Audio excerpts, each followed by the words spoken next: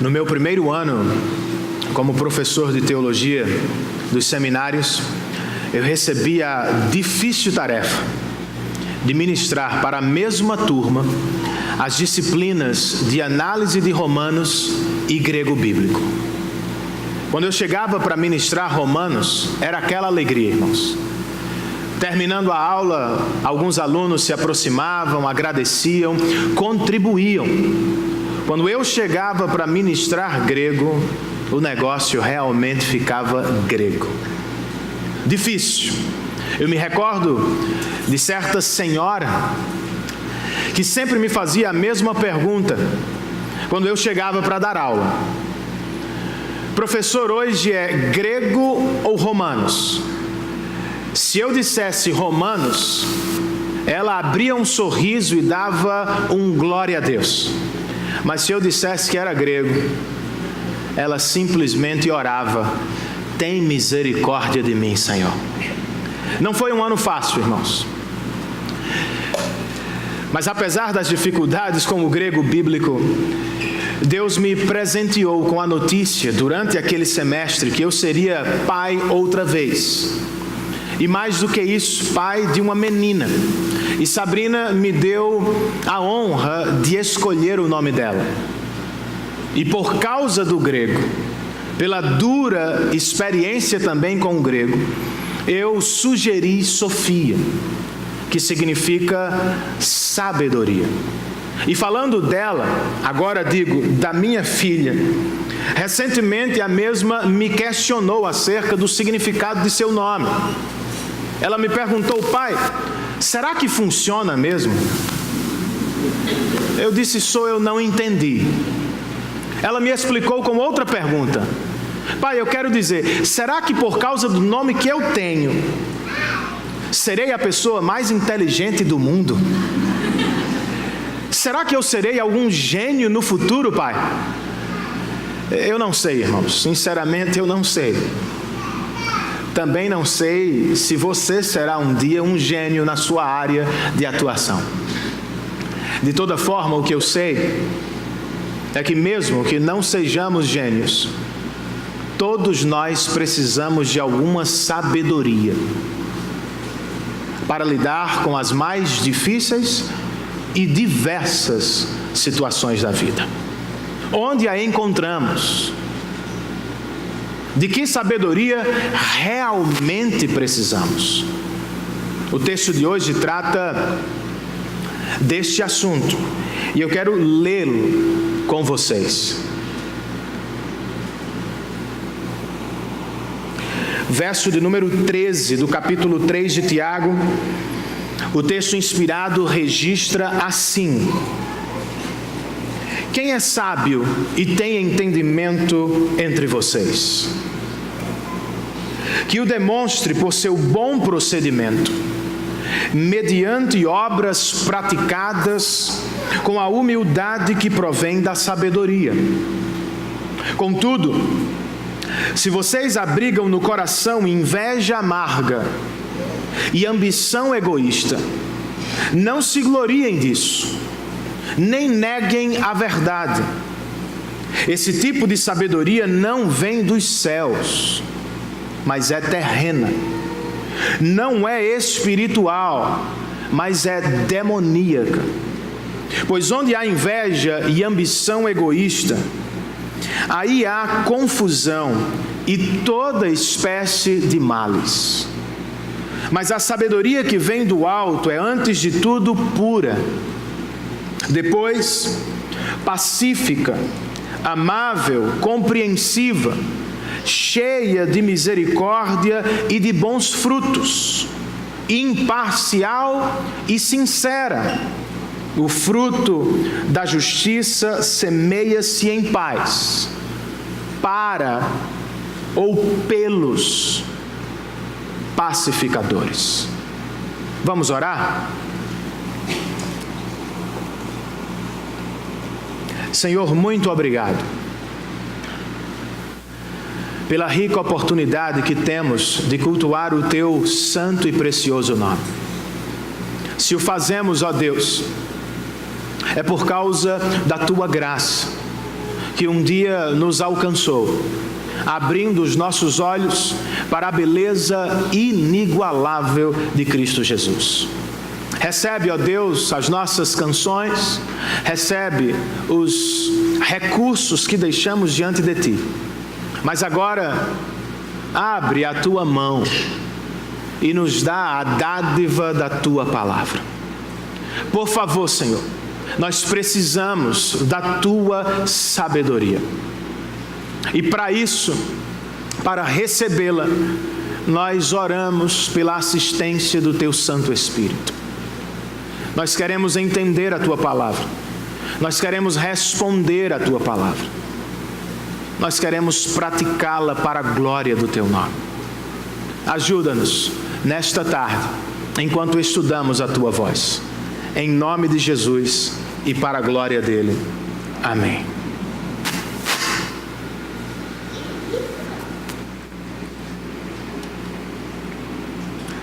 Tiago, desde o início de sua carta, tem nos colocado sempre diante de duas escolhas.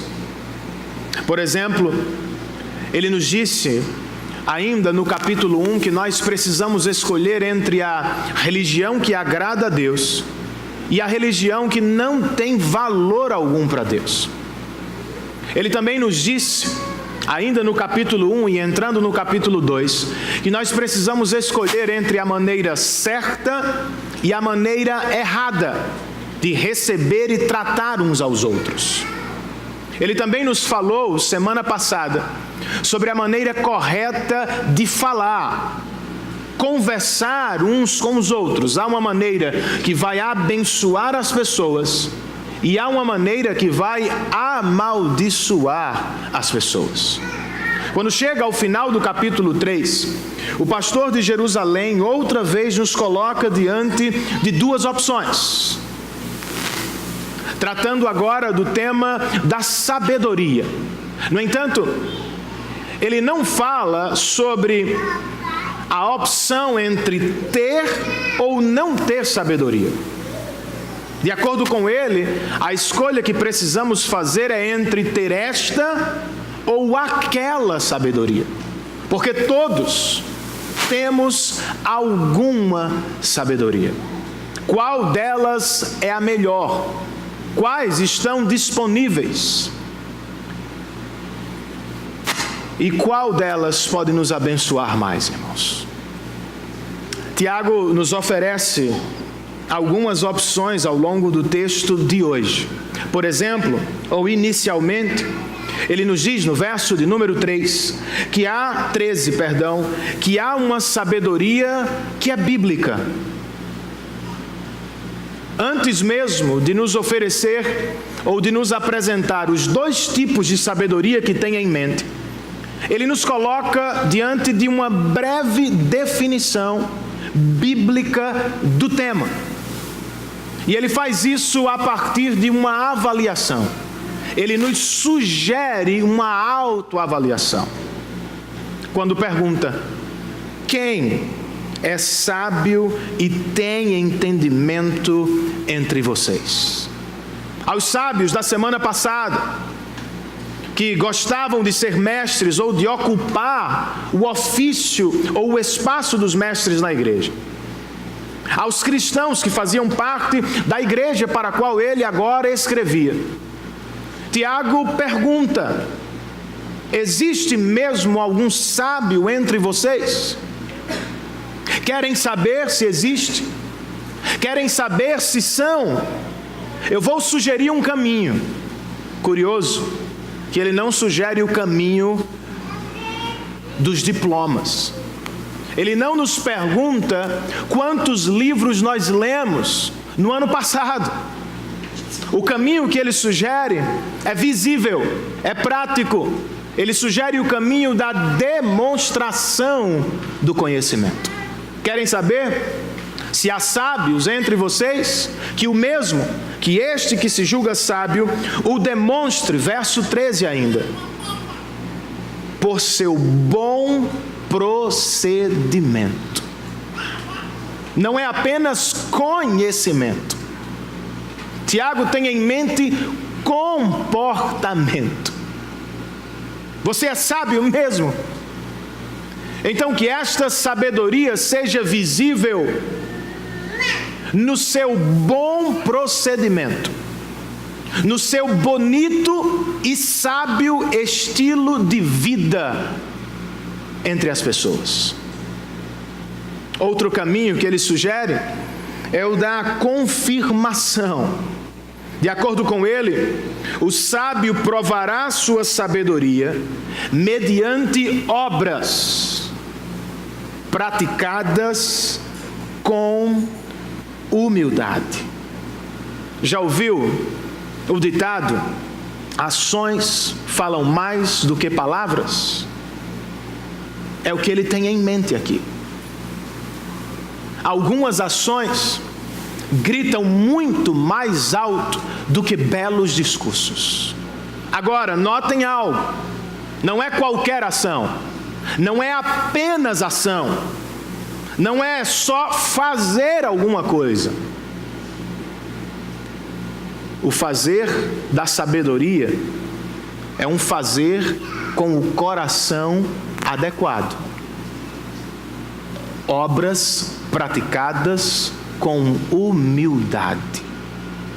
Por alguém que não se sente superior, maior, melhor.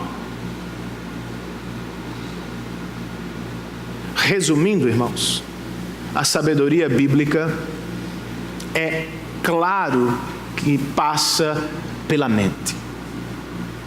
Mas se ela é verdadeiramente bíblica, ela vai se revelar na prática dos nossos comportamentos.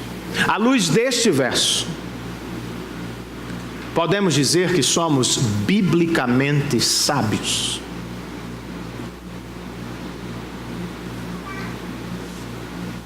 Uma boa maneira de se chegar a uma conclusão é fazer a seguinte pergunta: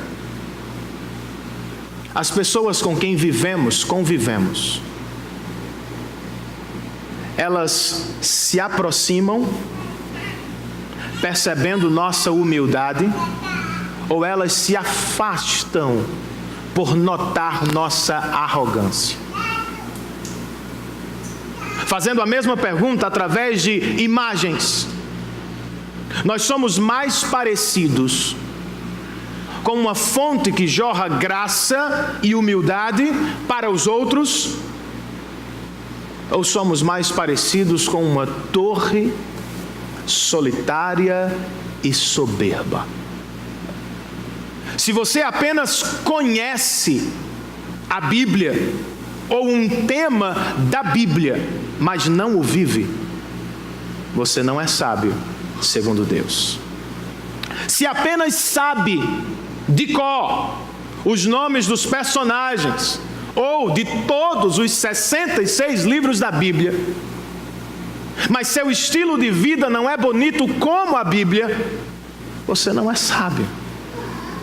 Se apenas faz alguma coisa pelo próximo, mas o faz com a intenção clara de aparecer ou de mostrar superioridade, você não é sábio segundo a Bíblia. De acordo com Deus, a sabedoria bíblica é praticada para o bem dos outros, mas isto não nos torna orgulhosos, nos torna mais humildes. E se você quer ser um sábio biblicamente, você vai precisar andar com um antes, ou com vários. É o que a Bíblia parece ensinar quando fala da prática da imitação. Você já viu isso? Em 30 passagens diferentes do Novo Testamento, o Senhor nos manda imitar. A maioria delas, obviamente, trata do próprio Cristo. Outras, porém, falam de imitar cristãos. O que claramente indica duas coisas, irmãos. Não há como ser sábio biblicamente sozinho. Você precisa andar com Cristo para imitá-lo. E isto você o faz lendo as Escrituras e orando a Deus por aquilo que está nele, lembrando que, em um sentido, não podemos imitá-lo. Não somos nossos salvadores, mas em outro nós devemos imitá-lo. Além disso, nós precisamos de cristãos sábios, piedosos e humildes o bastante, que estejam dispostos a nos ensinar. Essa é uma das razões pelas quais temos igreja. Será que você tem algum cristão assim na sua vida? Ou será que você pensa que se basta? Você caminha com cristãos? Ou você vive sozinho, achando que o que sabe e o que tem lhe será suficiente? A igreja, irmãos, é um projeto de Deus, e a caminhada cristã não será feita sem igreja. O autor aos Hebreus nos diz no capítulo 3 de sua carta que o céu é um projeto comunitário e ninguém vai chegar lá sozinho. Chegaremos lá pela obra de Cristo e chegaremos lá por causa da obra de muitas outras pessoas que nos auxiliam ao longo do caminho. Precisamos de sabedoria bíblica. Depois de uma breve definição, o autor sagrado nos apresenta os dois tipos, os únicos dois tipos de sabedoria que ele tem em mente. Entre os versos 14 e 16, Tiago nos diz que há uma sabedoria que é terrena. Embora o ideal para todo cristão seja a sabedoria bíblica, nós todos sabemos que nem sempre é o que vemos. Porque há sempre um contudo ao longo do caminho. Um problema que impede esse ideal. É o que está no verso 14. Contudo, escreve Tiago, se vocês abrigam no coração inveja amarga e ambição egoísta, não se gloriem disso, nem neguem a verdade. Perceberam o problema? São dois. Inveja amarga, que segundo um comentarista não é apenas a quebra do 10º mandamento.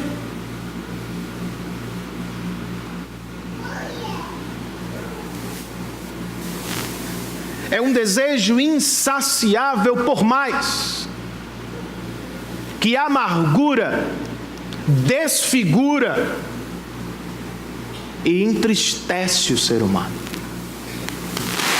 Ambição egoísta é o desejo de ser maior e melhor do que os outros. É o desejo de receber toda a glória sozinho ao final do trabalho.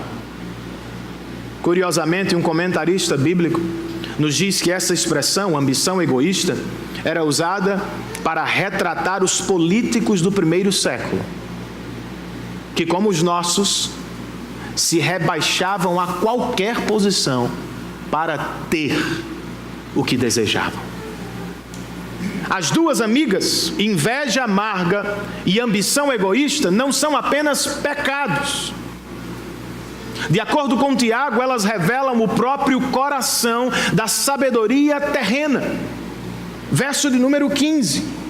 Esse tipo de sabedoria, feito pela irmandade da inveja amarga e ambição egoísta, não vem dos céus, mas é terrena.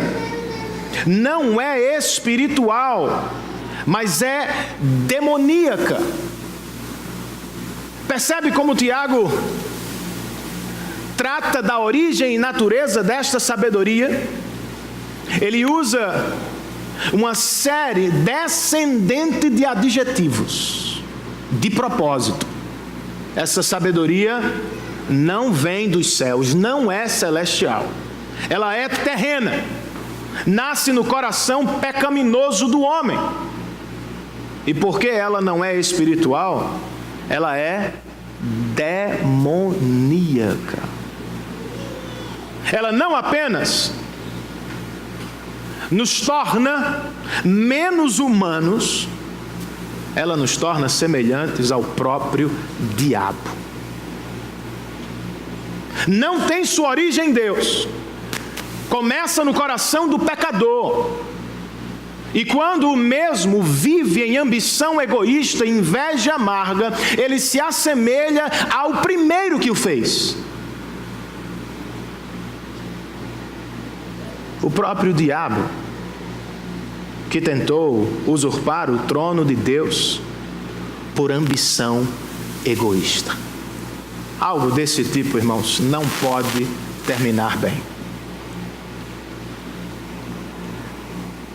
Pois, segundo Tiago, no verso 16, onde há inveja e ambição egoísta, aí há confusão e toda espécie de males.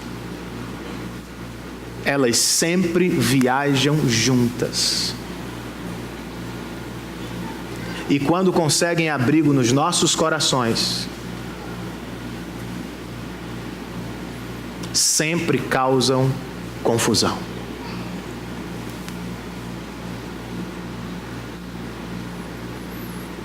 Talvez isso explique um pouco do que você vive na família. E quem sabe, um pouco do que você tem vivido no trabalho. Essas duas amigas são responsáveis por muitas das nossas confusões. Agora, por que a inveja amargura tanto os corações, irmãos? Não é porque queremos o que não temos apenas. Não é somente porque queremos o que o outro tem. A inveja amargura os corações, porque ela nos faz desejar o valor dos outros. O invejoso, de acordo com um comentarista, vive como se o seu valor dependesse de status, de conquistas, de objetos. Trata-se de um complexo de inferioridade.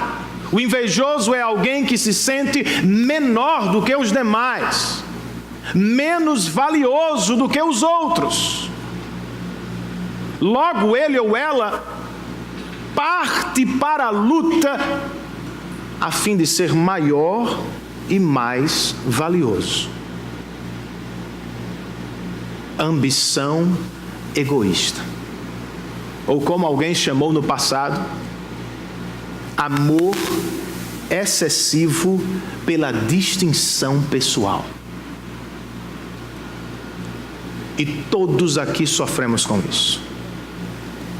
Se você é mãe de tempo integral ou pastor espiritual, se você mira ser um professor universitário ou aspira apenas ser titular no time da escola, todos nós sofremos com esta tentação, porque ela nos dá a promessa de que seremos valiosos aos olhos das pessoas se alcançarmos algum destaque. As pessoas vão nos honrar, vão nos valorizar. Mas é sempre assim que acontece, irmãos? Claro que não.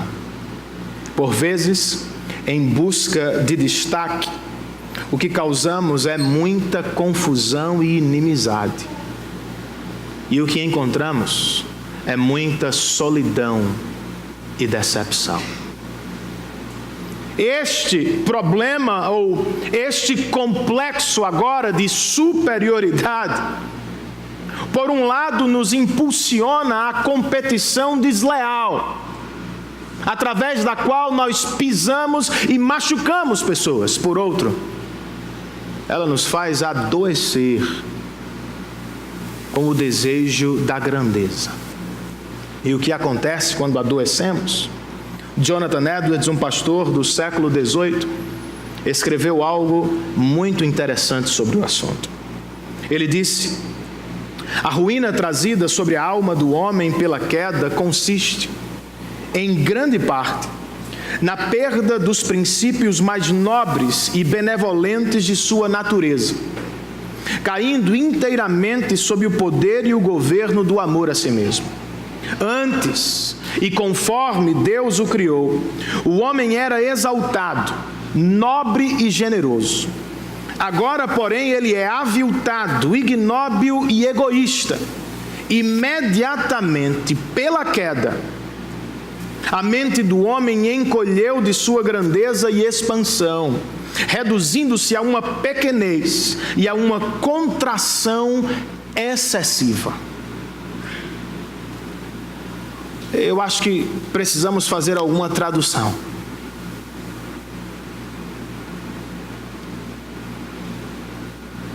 Em outras palavras, o que este homem de Deus estava dizendo era: quando queremos ser grandes demais, nós nos tornamos muito menores do que um dia já fomos. Não apenas deixamos de cumprir o nosso papel como ser humano, mas nos assemelhamos outra vez ao anjo que caiu do estado de glória e santidade e agora vive como um louco em busca de poder e glória pessoal. O que é que fazemos, irmãos? Como é que nós lutamos contra estas amigas que se hospedam ou residem nos nossos corações? Como expulsamos a inveja amarga e a ambição egoísta do nosso interior? Nós nos lembramos do Evangelho de Jesus Cristo, pois ele, como notou certo autor, carrega notícias explosivas aos nossos corações.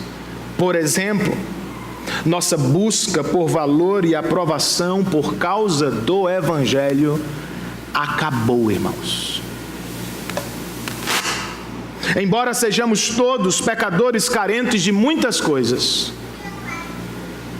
por causa de Cristo e do que Ele fez por nós na cruz do Calvário, todo o valor e aprovação de que precisamos, nós já temos para a glória de Deus Pai.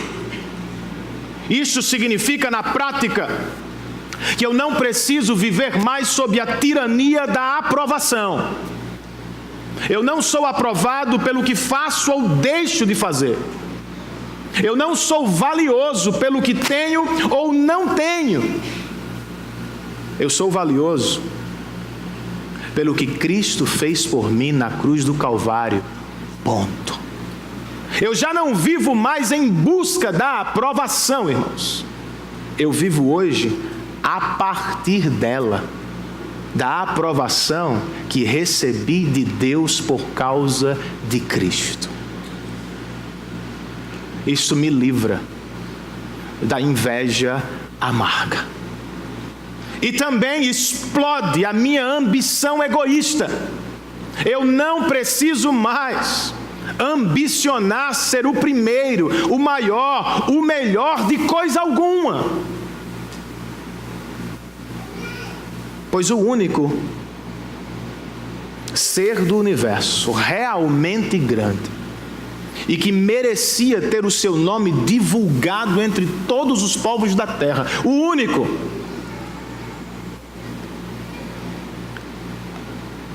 se encolheu, por assim dizer, e morreu pendurado em uma cruz, por amor a você e a mim. Logo, se há alguém que merece ser honrado e louvado,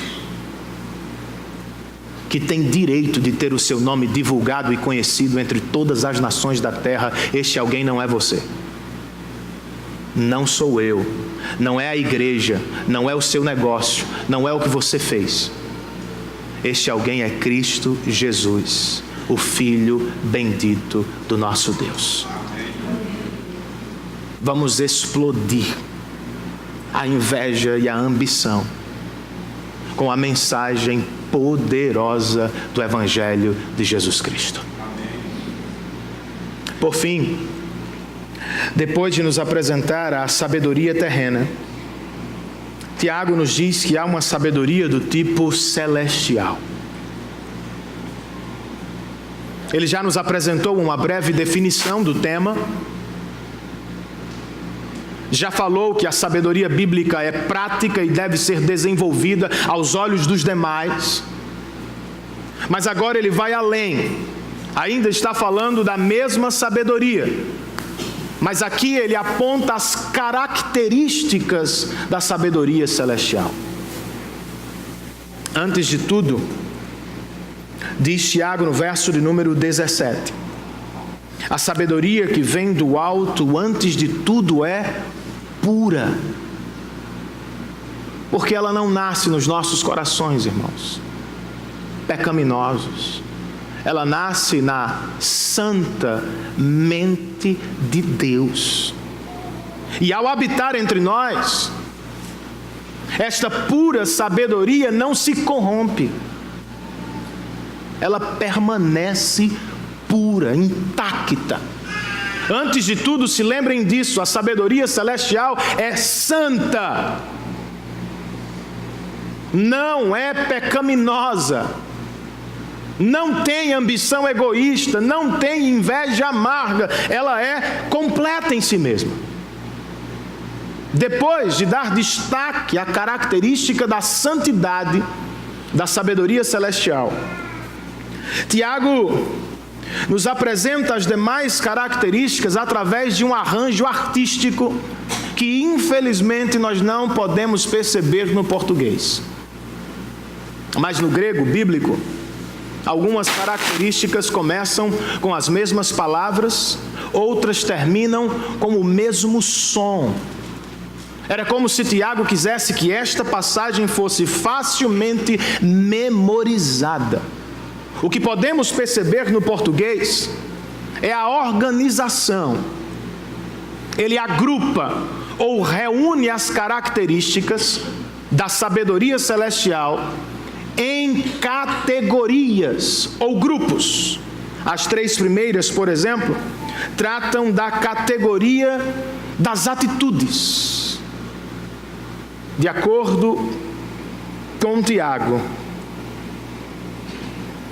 a sabedoria celestial é pacífica, amável e compreensiva.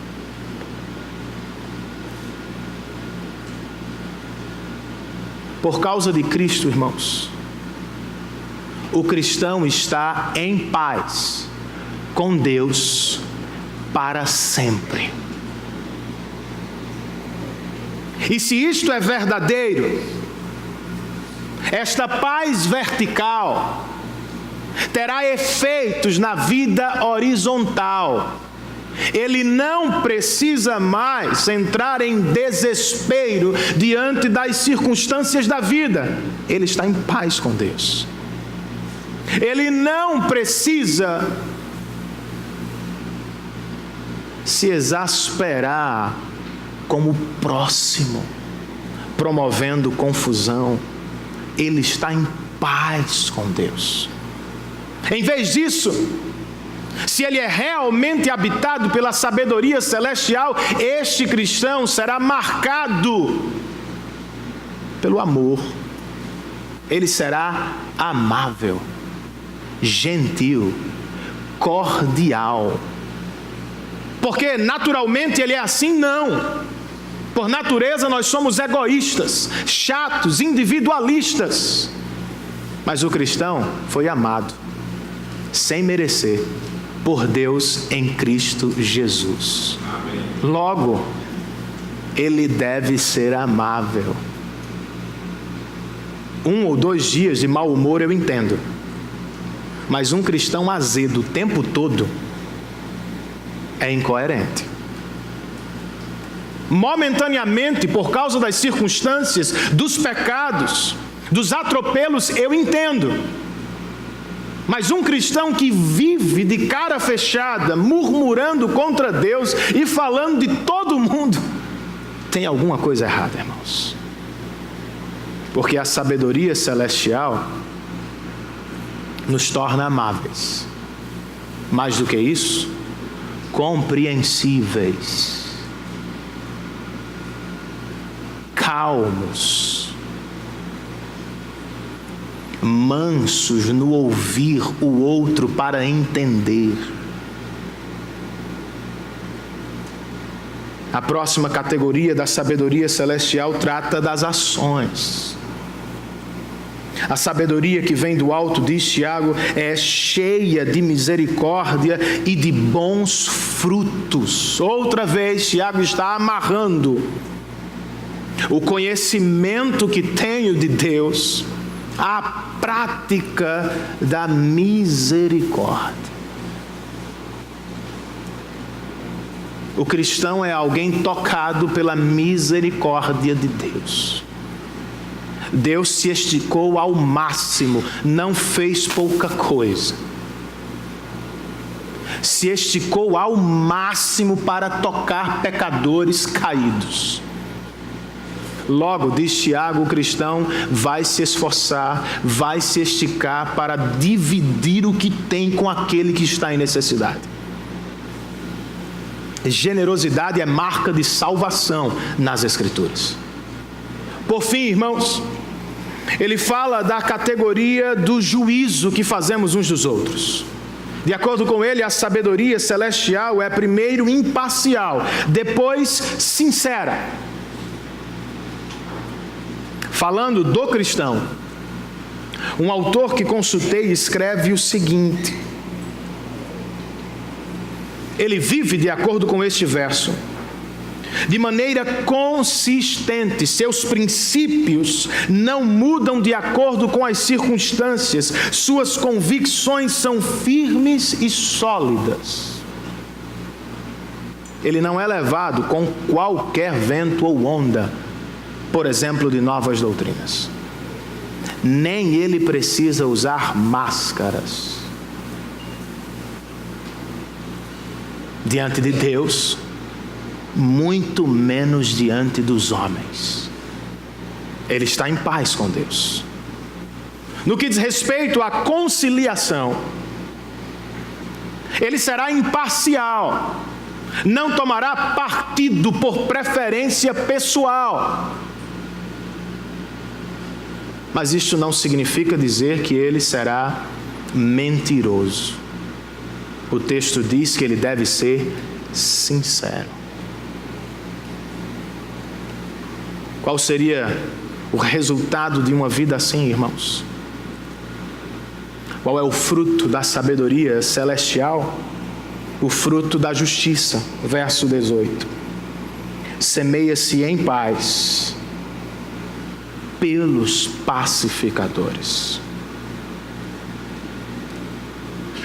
Se a sabedoria terrena resulta em confusão e muitos males, a celestial resulta em paz nos relacionamentos e justiça social, que abençoa para além de uns ou de poucos, alcançando muitos.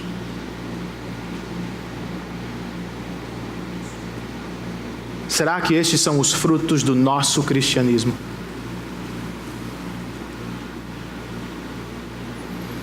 somos pessoas que promovem a paz nos relacionamentos ou que causam muitas confusões.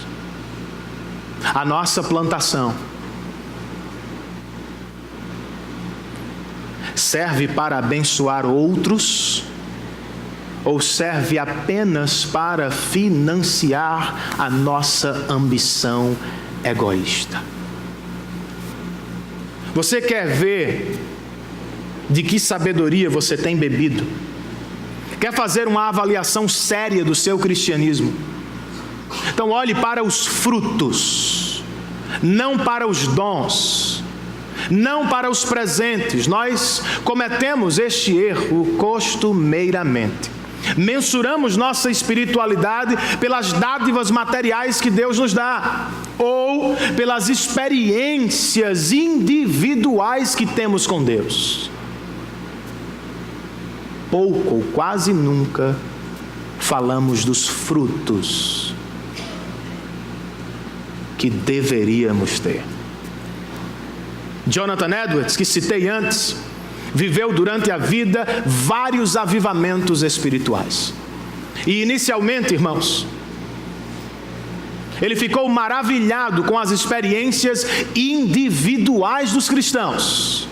Com o passar dos tempos, ele passou a questionar a veracidade dos avivamentos, destacando que os derramamentos do Espírito na Bíblia sempre foram seguidos por justiça social. Ele menciona, por exemplo, 2 reis de Judá, Josias e Ezequias. E deles, Edwards escreve: o resultado das efusões do Espírito durante o tempo deles foi uma reforma geral que abençoou todo o reino do sul. Falando de Esdras e Neemias, que reconstruíram Jerusalém e sua adoração. O mesmo pastor escreve: houve sim choro e lamento por causa do pecado.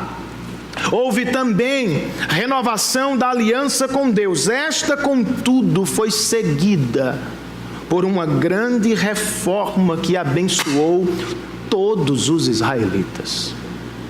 Falando do derramamento do Espírito no dia de Pentecostes, Jonathan Edwards registra: o avivamento espiritual produziu um novo e lindo estilo de vida que afetou a sociedade em torno dos cristãos. Por isso,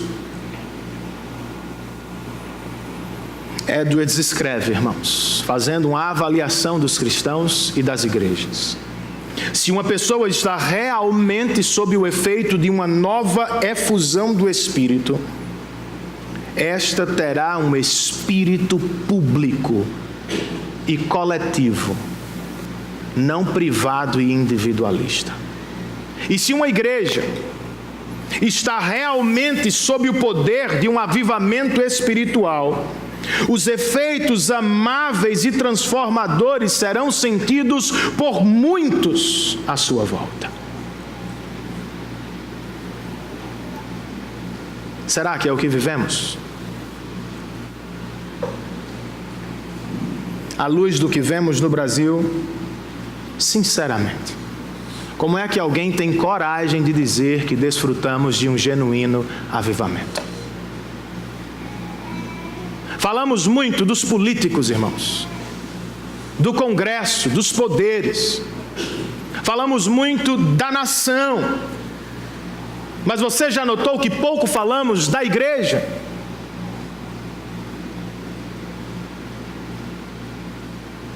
O presbítero da nossa comunidade fez um comentário muito, na minha leitura, acertado semana passada.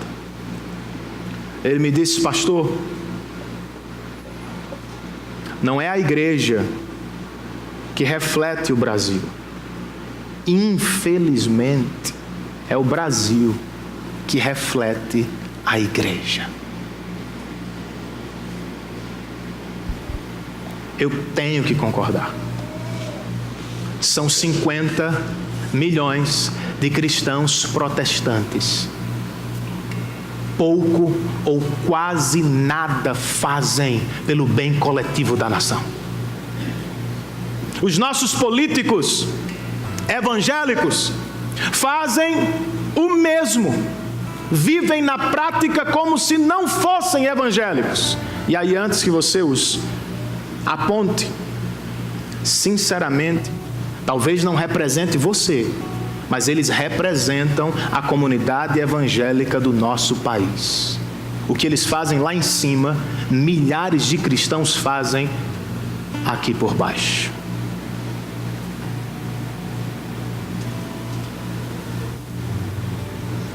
É por isso, irmãos, que tenho dito que de nada adiantará esta ou aquela reforma no Congresso, se a igreja não viver um verdadeiro e poderoso avivamento espiritual. Não é apenas a nação que precisa de reforma. A igreja carece desesperadamente de um novo derramamento do Espírito de Deus. Não ore apenas pela nação. Ore por você e ore pela igreja.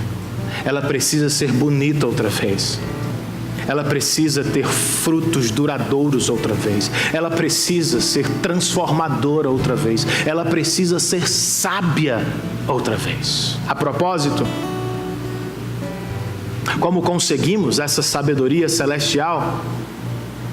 A linguagem bíblica não é nós conseguimos. A linguagem bíblica é nós recebemos. Não somos nós que pelas obras ou intelecto construímos uma escada aos céus. De acordo com Paulo aos Coríntios, foi ela, a sabedoria divina, que veio até nós em Cristo Jesus. Ele confundiu os gregos e foi rejeitado pelos judeus. Mas para os que creem, diz Paulo, ele é poder e sabedoria para a salvação. Por quê, irmãos? Porque em Cristo o grande mistério da Bíblia e consequentemente da salvação é desvendado. Como é que um Deus santo pode perdoar pecadores sem comprometer sua santidade? Ele não pode fingir que não viu. Ele não pode simplesmente esquecer. Ele é justo.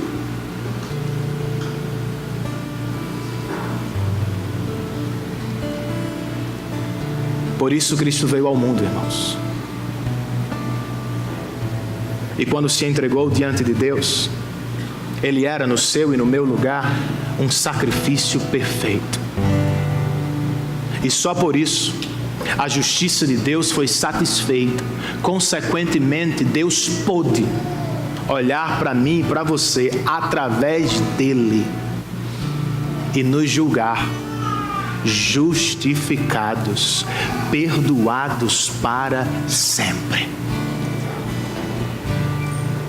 Como é que permanecemos nesta sabedoria que já recebemos? Tiago diz ao abrir seu texto: querem ser sábios? Orem a Deus. Ao final do capítulo 3, querem ser sábios? Querem a sabedoria celestial? Lembrem-se, ela é pura. Afastem-se do mundo, dos valores, do sistema, da inveja amarga, da ambição egoísta, e se aproximem dele, sabedoria pura e imaculada de Deus. O que é que você acha? O que me diz? De que sabedoria você tem bebido, meu irmão? Qual delas está mais perto do seu coração hoje? Se você se recorda, ao início desta mensagem eu falei de Sofia, que me perguntou acerca de seu nome, se ela seria um dia um gênio. Eu não sei. Tampouco sei acerca de você.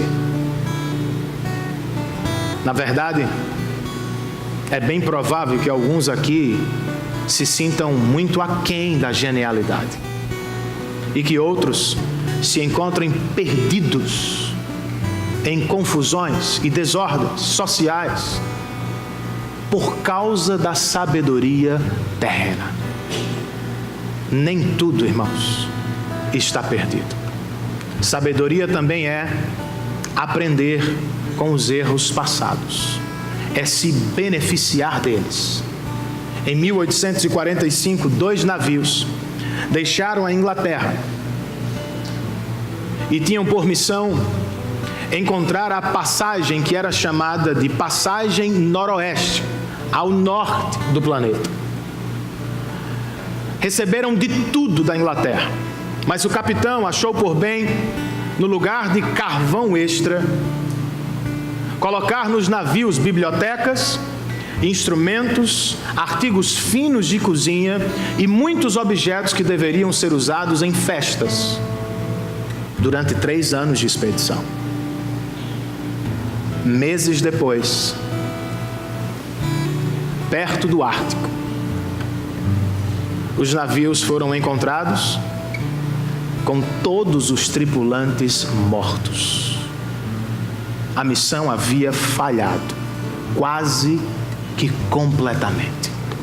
Eu digo quase, porque outros saíram para cumprir a mesma missão e conseguiram. Por quê? Em parte, porque aprenderam com o primeiro naufrágio.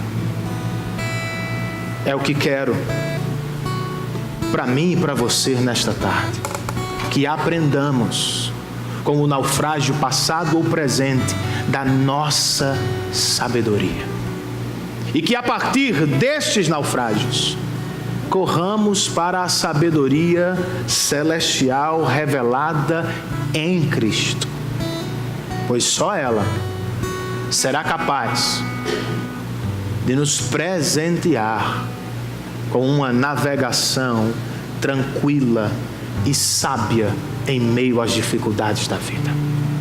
Se ainda não recebeu esta sabedoria, olhe para Cristo, confesse seus pecados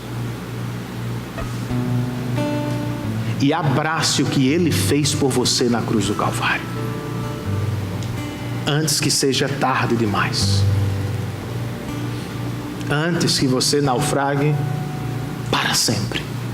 Responda pela fé ao Evangelho de Jesus Cristo. Vamos celebrar a mesa do Senhor. Retrato para os mais antigos, como eu acho, e foto para os mais novos, da sabedoria de Deus. Aproveite este tempo e se aproprie dos meios de graça que Deus colocou diante de você nesta noite.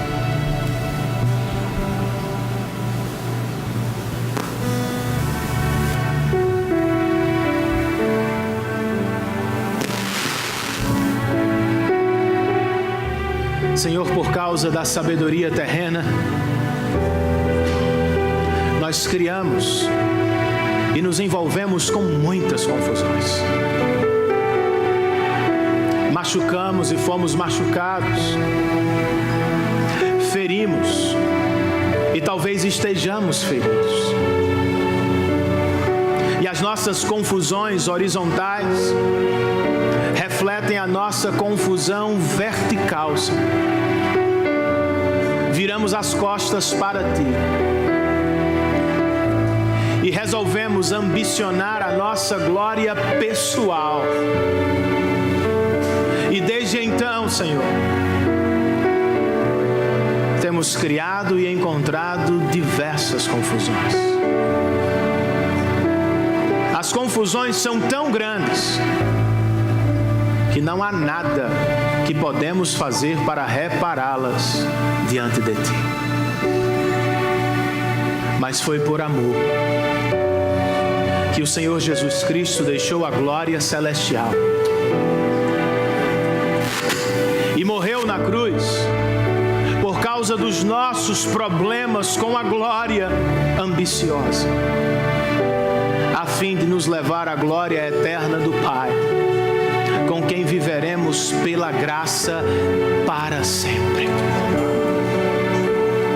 Deus perdoa os nossos pecados, renova a nossa fé, desperta-nos do sono espiritual, nos dá força e vigor, que vivamos esta semana no poder do Teu Espírito e com a sabedoria celestial, que vivamos para a Tua glória, para o bem do próximo, e que assim assustemos o mundo por trabalhar na contramão, por ambicionar primeiro o bem do outro, por desejar também a alegria do próximo. Derrama sobre a nossa nação, Senhor, da Tua graça e misericórdia, mas especialmente sobre a Tua igreja. Derrama do Teu Espírito outra vez, que ela seja de novo bela, atraente, ativa, justa. Move-nos, ó Senhor, que assim sejamos nos nossos trabalhos, nas nossas faculdades e escolas, no meio das nossas famílias. Que sejamos o sal desta terra e a luz deste mundo para a glória do Teu nome. Leva-nos em paz aos nossos lares. Nos dá uma semana e um mês renovados pelo poder da Tua palavra e pela aplicação dela por meio do Teu Santo Espírito. Em nome de Jesus é o que oramos. Amém. Que o amor de Deus, nosso Pai,